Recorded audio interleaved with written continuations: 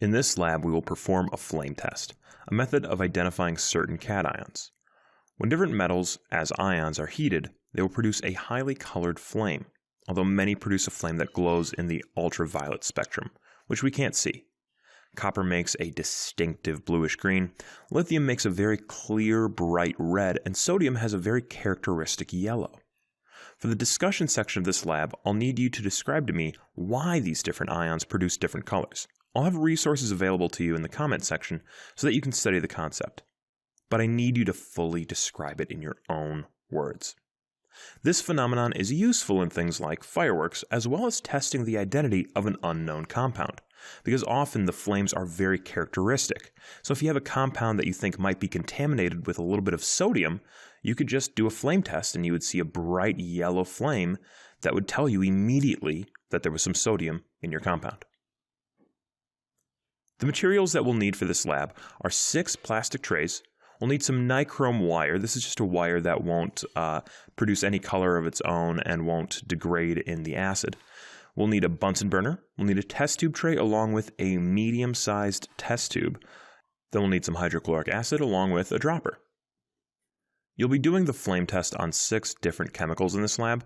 However, the actual identity of those chemicals may change year to year just depending on what's available. It's not super specific, so don't be surprised if the flames that you get are different colors than the flames that I get. You'll just need to make sure to identify which chemical gave which flame in your observation section.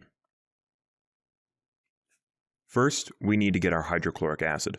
This will be used to clean off the wire in between chemicals, so we only need enough in the test tube to actually submerge the wire. So fill the test tube between 2/3 to 3/4 of the way full. Next, you'll need to collect the different chemicals. You'll need to come up with some method of identifying which chemical is which, because most of these are identical white powders, which happens a lot in chemistry. The amount of each chemical is insignificant. You'll just need a small scoop full to dip the wire in. With your acid and chemicals ready, you'll need to prep the nichrome wire. We just need to give the wire a twist so that it can scoop up the powders.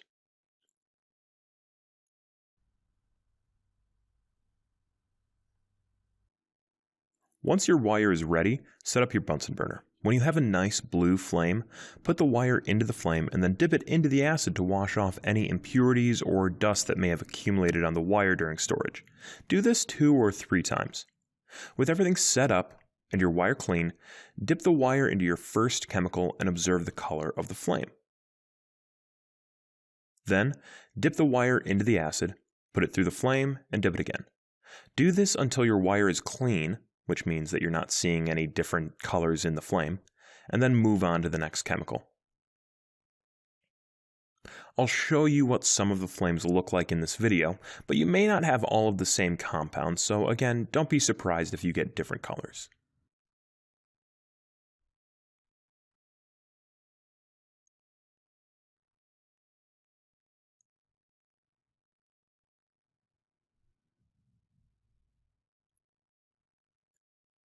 Once you have observed all of the compounds, I want you to mix a small amount of the sodium with the copper or lithium and test those flames to see what it would look like if there was a little bit of contamination. This is a common practical use of the flame test, especially during chemical synthesis. Once you've finished, return the leftover chemicals that you have. If you aren't sure that you've properly kept track of which white powder is which, throw them in the trash. If there is any doubt in your mind, just throw it in the trash.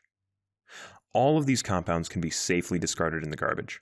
The plastic trays can go in the garbage as well, but everything else can be returned to where you found it.